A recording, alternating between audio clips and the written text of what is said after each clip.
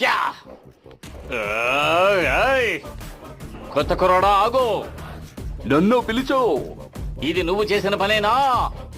ఇది నువ్వే చేసావా అని అడుగుతున్నా. అవును గురువు గారు. ఏదైనా సమస్య? ఏదైనా సమస్య? ఇక్కడ అన్ని సమస్యలేరా మూర్ఖపు కుర్రాడా. ఏం మాట్లాడుతున్నావురా? ఇది నిజంగా చాలా బాగుంది, పర్ఫెక్ట్ గా ఉందిరా. నేను నిన్ను మెచ్చుకుంటున్నాను. ఏంటి అది బాగుందా? నువ్వు ఒక కారణంతో అక్కడికి వెళ్ళావు.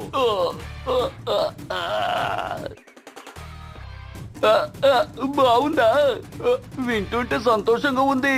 మీకు ధన్యవాదాలు గురువు గారు. చిన్నవాడా,